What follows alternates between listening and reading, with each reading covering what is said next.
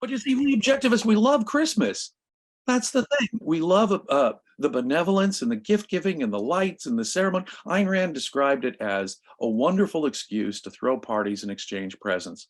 Now that says everything about Ayn Rand's benevolence that I need. You're right. She's looking for excuses to throw parties and exchange presents. What a wonderfully benevolent position. And that's as objectivists and lovers of life, as egoists seeking the most out of life. That is the kind of opportunity that we're looking for. And to have an institution like this, like Christmas, it transcends. And it was wonderful about Santa as he sort of supplants the original Christian meaning, the birth of Jesus, in most kids' imaginations. Even when you recognize what sorts of values are important to Ayn Rand, you might not necessarily know how this one's going to end. It's a lot. It has, should we say, it's got some of the same DNA as We the Living, but there's more to a human being than the DNA, and we don't know what the choices are going to be of the different people. It all builds up to that.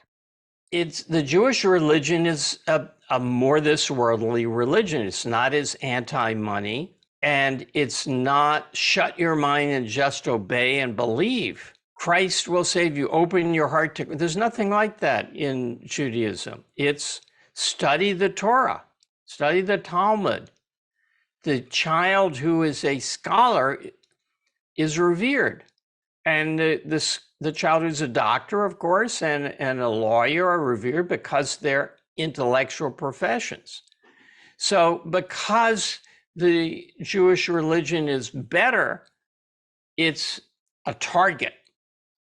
Anything that's good is a target for that which is evil. Anything that's better, even a little better, is a target for that which is worse. So there's envy bound up in it, as well as a hatred for interest, on making interest, money lending. And I speak as someone raised Jewish. So, ethnically, biologically, I'm Jewish, but like Ayn Rand, who was also raised Jewish, she said, the only time I'm Jewish is when there's anti-Semitism.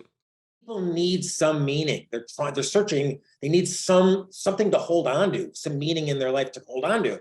And maybe to your point, Rucka, it's like the secularists have defaulted in providing that meaning. So people just revert, like, again, backwards. It's almost like we're going back to cave drawings. We're reverting back to religion instead of moving the philosophy forward. And maybe that's on our shoulder as objectivists. I mean, it's not our duty, but we have those answers, and people need to start opening up their ears. That's why people need to support what we're doing here with the Ayn Rand Center UK. Yeah, and if you want to make the world a better place, follow Michael Jackson's advice and, look in the mirror and even before proselytizing, ask, like, am I living the best life I can, So understanding the depth of philosophy and working towards a good life is the most important thing anyone could do to make the world a better place. Because because it's the right thing to do for yourself. And beyond that, if you do hope to change the world, nobody wants to hear the message from somebody who looks ridiculous and incoherent. You really want to, be somebody presentable and, kind of normal in the sense that you don't look out of your mind. But should you live the rest of your life in a metaphorical or literal bunker, or should you be living and producing and playing and dancing and singing and creating and loving? And yes, speaking out and writing and protesting, but worrying, whining, complaining, bemoaning, is that going to change minds, persuade individuals, address real evils, halt the decline? Is it going to make you any happier? This is a battle of ideas.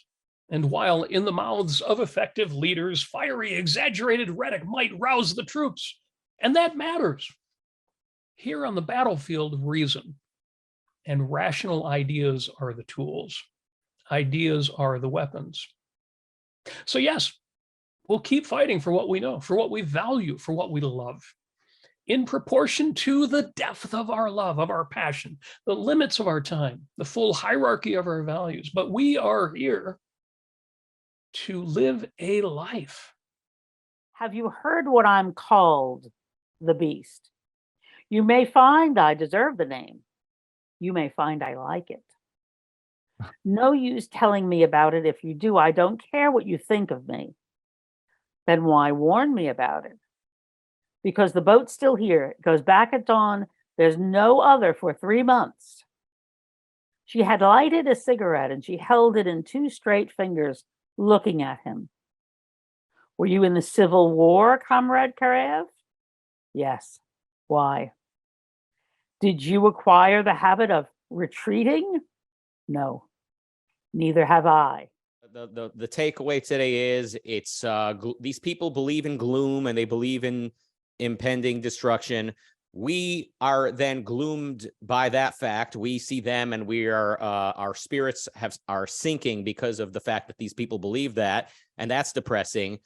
But isn't it nice to have an alternative, have a solution, have a better philosophy for living on Earth, and living on Earth, living on Earth, and for enjoying it, even until the rest of the world catches up? We can have a lot of fun living and pursuing good stuff.